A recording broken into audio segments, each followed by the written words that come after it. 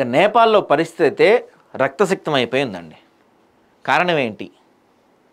అందరూ అనుకుంటున్నారు ఈ జెన్ జీ అంటే జనరేషన్ జెడ్ అంటారు అనమాట. ఈ జనరేషన్ జెడ్ వాళ్ళు కలిసి సోషల్ మీడియా బ్యాన్ చేసినందుకు నేపాల్లో ఇంత పెద్ద ఎత్తున ధర్నాలు చేస్తున్నారని చెప్పి ఒక ప్రచారం కనపడుతుంది. కానీ వాస్తవం అది కాదు.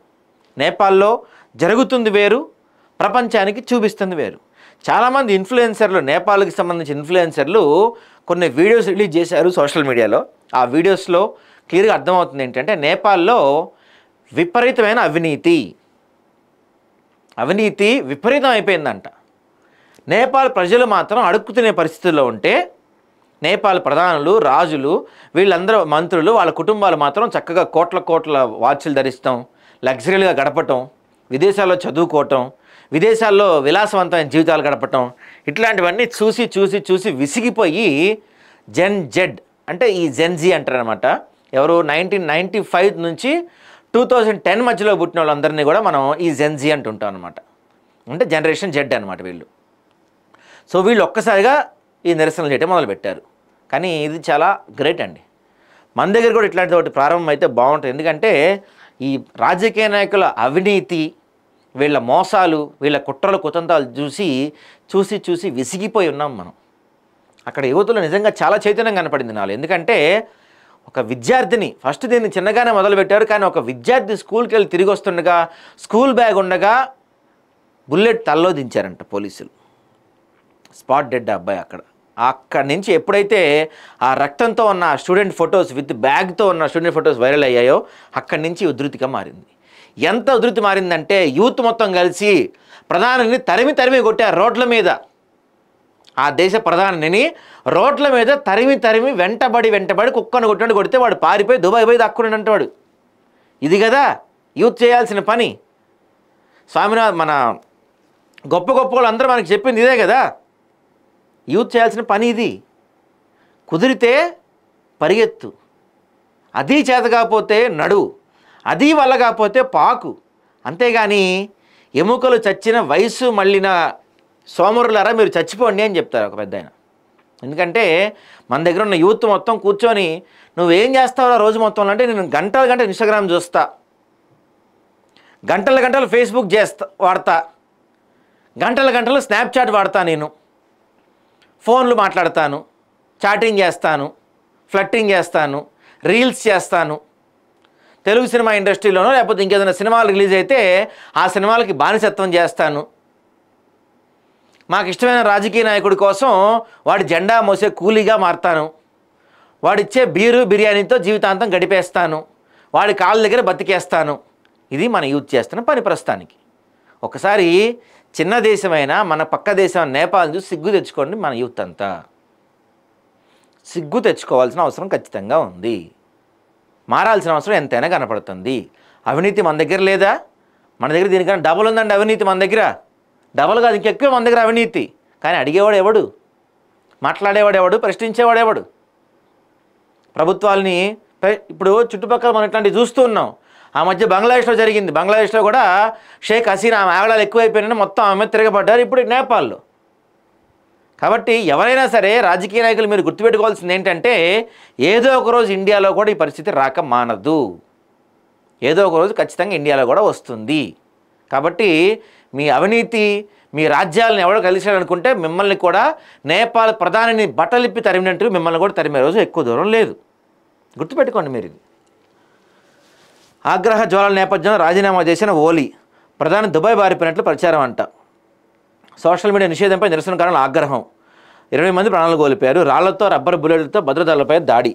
పార్లమెంట్ భవనం, మంత్రుల ధ్వంసం. కాఠ్మాండు సహా మిగతా పట్టణాల్లో కూడా ఆందోళనలు. నేపాల్లో రాజకీయ సంక్షోభం చెలరేగింది. సోషల్ మీడియా నిషేధంపై ప్రజలు ఆగ్రహం వ్యక్తం చేస్తూ విధులకెక్కారు. నిరసనలు హింసాత్మకంగా మారడంతో పరిస్థితులు అదుపు తప్పాయి. ప్రధానమంత్రి ఓలీ రాజీనామా చేయాల్సి వచ్చిన సంఘటనలతో ఉద్రిక్త వాతావరణం నెలకొంది. రాజధాని కాఠ్మాండు సహా పలు పట్టణాల్లో నిరసనకారులు పార్లమెంట్ భవనం, మంత్రులు ధ్వంసం చేయగా భద్రతా దళాలపై రాళ్లు, రబ్బర్ బుల్లెట్లు దాడులు జరిగింది. ఈ అల్లర్లలో 20 మంది ప్రాణాలు కోల్పోయారంటండి. 20 మంది. అన్ని పత్రికల్లో కూడా మనకి ఇదే ప్రధానంగా కనిపిస్తుంది.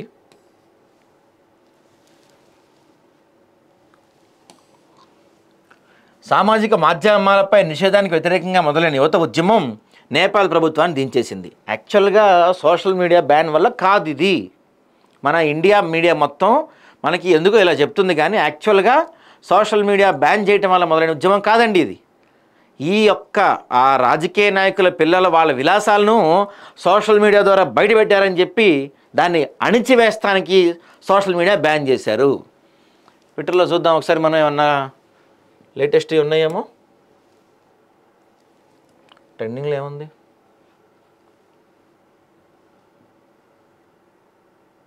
ట్రెండింగ్లో నేపాలే ఉంది.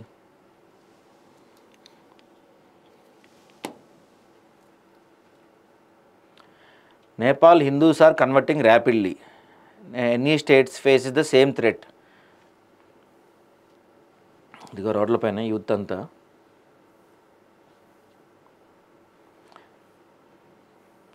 Nine youth dead in the Gen Z protest in Nepal against socialist government ban on 26 social media apps including Facebook, YouTube and X. Youth demands complete change of leadership in the country. Most deaths are due to police firing. ఇక్కడ youth కోరుకుంటుంది ఏంటంటే leadership మారాలి అని. మరి ఎందుకు పోలీసులు fire చేస్తున్నారు? 20 మంది ఎందుకు చనిపోవడానికి కారణమయ్యారు? 20 మంది చనిపోవడానికి పోలీసులు ఎందుకు అంతమంది పైన ఇది చేస్తున్నారు? ఇక్కడ చూడండి ఒకసారి ఎంతమంది ప్రొటెస్ట్ చేస్తున్నారు చూసారా?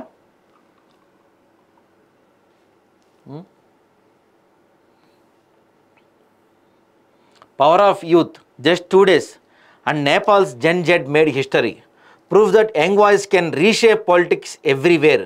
గుర్తుపెట్టుకోండి, ఇందాక నేను చెప్పింది, యూత్ తలుచుకుంటే ఏదన్నా చేయగలుగుతారు. కానీ మనోళ్ళ ఇది లేదనుకోండి, మనోళ్ళకి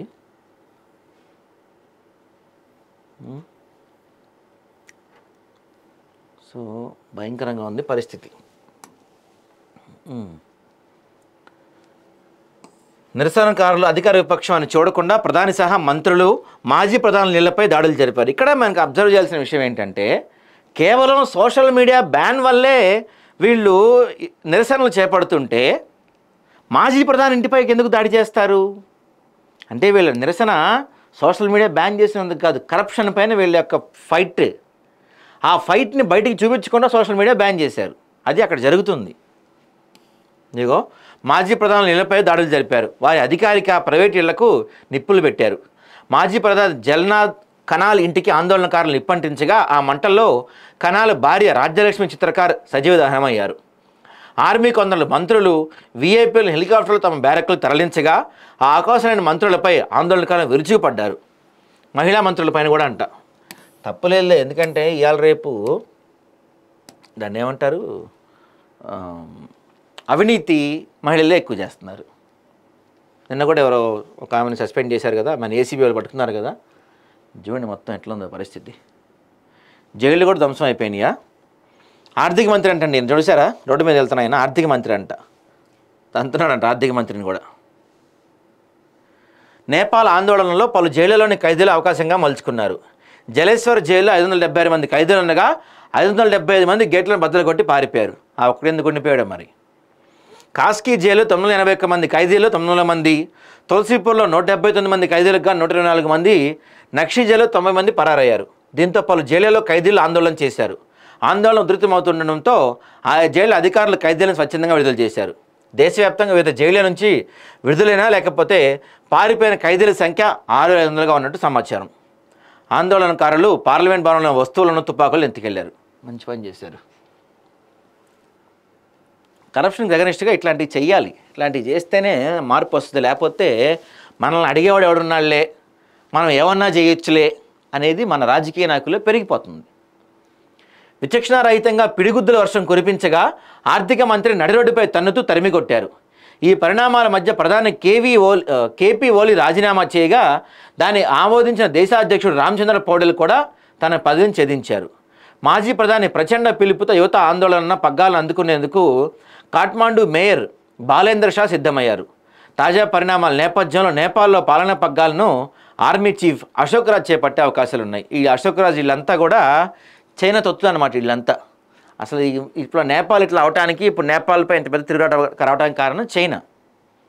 ఇక్కడ ప్రధాని తర్వాత వీళ్ళందరూ ఉన్నా కానీ పరిపాలన మొత్తం చైనా చేతిలో జరుగుతుంది. వీళ్ళు ప్రజాస్వామ్య దేశంగా ప్రకటించుకున్నప్పటికీ చైనా ఏం చెప్తే అదే చేస్తారనమాట వీళ్ళు.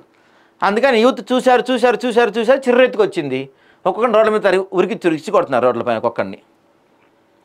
నేపాల్ పార్లమెంట్ వద్ద సోమవారం రబ్బర్ బుల్లెట్లతో జరిపిన కాల్పుల్లో 20 మంది మరణించడంతో సోషల్ మీడియా పునరుద్ధరించిన ప్రభుత్వం రాత్రి 10 గంటల సమయంలో మాట మార్చింది.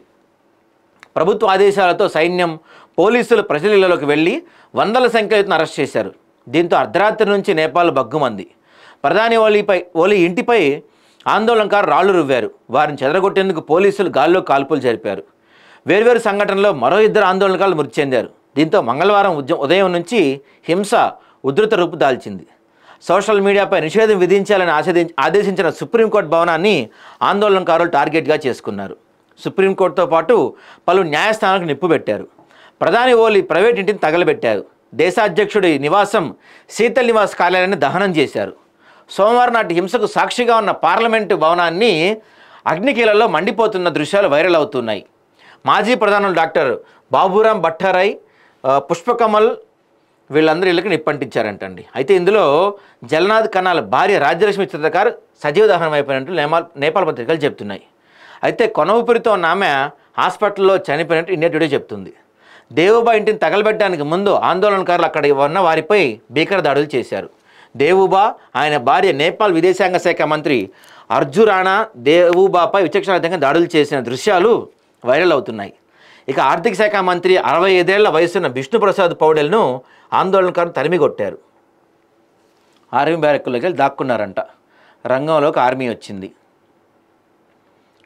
ఓలీ రాజీనామా చేయాలి, కేపీ చోర్ నేపాల్ చోడు, కేపీ శర్మ ఒక దొంగ నేపాల్ విడాలంటూ యువత ఉద్యమం ఊపందుకోవడంతో మంగళవారం ఉదయం ఆర్మీ చీఫ్ అశోక్ రాజ్ సిగ్డెల్ ప్రధాని ఓలీని కలిశారు.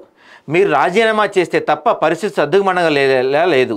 మీరు రాజీనామా చేస్తే ఆందోళన విరమణకు యువతను ఒప్పిస్తామని ఆయన కోరారంట. దీంతో ఆయన రాజీనామా చేశారు. ఆయన భరోసా ఇవ్వడంతోనే ఓలీ దేశాన్ని వీడకుండా కాఠ్మాండులోనే ఉండిపోయారంట. ఆ వెంటనే యువత సంయమనం పాటించాలి, ఓలీ రాజీనామా చేశారంటూ ప్రకటన చేశారు. చర్చలకు రావాలంటూ ఆహ్వానించారు. ఈ పరిణామాలను బట్టి పాలనా పగ్గాలను ఆర్మీ చీఫ్ తాత్కాలికంగా చేపట్టే అవకాశాలు ఉన్నాయి. అది పరిస్థితి. అసలు నేపాల్ను కుదిపేస్తున్న డిజిటల్ యువ ఆందోళనకు సోషల్ మీడియా ప్లాట్ఫామ్ టిక్టాక్ మరింత ఆజ్యం పోసింది. స్థానిక మీడియా కథనాల ప్రకారం టిక్టాక్ న్యూ నేపాల్ అనే ఖాతాలో పోస్ట్ అయిన ఫోటోలు, వ్యాఖ్యానాలు సోమవారం జరిగిన పార్లమెంటు ముట్టడి ప్రేరేపించాయి. నేపాల్లో నిషేధం నుంచి తప్పించుకున్న ఒకే ఒక్క సామాజిక మాధ్యమం టిక్టాక్. ఎందుకంటే ఆ టిక్టాక్ చైనా వాళ్ళది కాబట్టి. మీకు అర్థమవుతుందా? చైనా వాళ్ళది కాబట్టి టిక్టాక్ బ్యాన్ చేయలేదు. ఇందులో సెప్టెంబర్ 8న అనే శీర్షికతో పార్లమెంట్ ఫోటోను న్యూ నేపాల్ పోస్ట్ చేసింది. అలా తగలబడిపోతున్న పార్లమెంట్ మాట్లాడుతున్న సిబ్బందికి చెందిన మరో ఫోటోను కూడా పోస్ట్ చేసింది. అసలు ఎవరి సుధన్ గుర్సింగ్? సోషల్ మీడియాపై నిషేధాన్ని వ్యతిరేకిస్తూ నేపాల్లో బద్దలైన ఆందోళన నేపథ్యంలో తెరపైకి వచ్చిన పేరు సుధన్ గుర్సింగ్. నడుపుతున్న ఎన్జిఓ సంస్థ హమీ నేపాల్ ఆందోళన నాయకత్వం వహిస్తుంది. డిజిటల్ కట్టడితో మొదలైన ఉద్యమం గురుంగ్ చొరవతో ఇప్పుడు పౌరోద్యమంగా రూపుదాల్చింది. నేపాల్లో శాంతియుత ఆందోళనకు పిలుపునిస్తూ ఆయన ఇన్స్టాగ్రామ్లో మొదటి నుంచి పోస్టులు పెడుతూ వచ్చారు. అంతేకాదు ఆందోళన మొదలైతే ఏ మార్గాలు పోరాటకు అనుకూలం, ఎక్కడెక్కడ అప్రమత్తంగా ఉండాలని ముందస్తుగానే గురుంగ్ సూచించేవారు. గురుంగ్ పేరు నేపాల్ తొలిసారి 2015 భూకంప సమయంలో వినిపించింది. ఆ భూకంపంలో సొంత కుమారుని ఆయన కోల్పోయారు. ఆ ఘటన తర్వాత ఎన్జిఓ పెట్టారు. ఈవెంట్ మేనేజర్గా చేస్తున్న పనిని మానివేసి పూర్తి కాలం పౌరోద్యమగారుగా మారాడంట ఆయన. అదండి పరిస్థితి. కాబట్టి యూత్ తలుచుకుంటే ఏదన్నా చేయగలదు అంటానికి ఇది ఒక ఉదాహరణ మనకి. కాబట్టి మన దగ్గర ఉన్న రాజకీయ నాయకులు మీరు కూడా కొంత జాగ్రత్త వహించండి. మమ్మల్ని ఎవడేం చేస్తాడులే, మాకేమైద్దిలే, మేము ఏం చేసినా మమ్మల్ని అడిగేవాడు ఎవడులే అని ఎవరైతే విర్రవీగుతున్నారో గుర్తుపెట్టుకోండి, ఏదో ఒక రోజు మీ పాపం పండుతుంది ఖచ్చితంగా. ఇప్పుడు మన పక్క దేశాల్లో మొన్న బంగ్లాదేశ్, నిన్న నేపాల్, రేపు ఇండియా ఖచ్చితంగా అవుతుంది. ఎవరైనా సరే, అది మోడీ అయినా, రాహుల్ గాంధీ అయినా, రేవంత్ రెడ్డి అయినా, చంద్రబాబు నాయుడు అయినా, కేసీఆర్ అయినా, ఎవరైనా సరే నియంతృత్వ పాలన మేము చేస్తాం, మేము దోచుకుంటాం, వాళ్ళు దోచుకున్నారు మేము దోచుకుంటాం, వాళ్ళు 10 రూపాయలు సంపాదించారు మేము 20 రూపాయలు సంపాదిస్తాం అనే ధోరణి మీరు మార్చుకోకపోతే ఖచ్చితంగా దగ్గరలోనే మీకు ఇలాంటి రోజే ఉంది. రోడ్లపై ఉరికి చురిచి కొడుతున్నారండి. అసలే మన రాజకీయ నాయకులు బాగా లావుకుంటారు, పరిగెత్తలేరు, చూసుకోండి మీరు.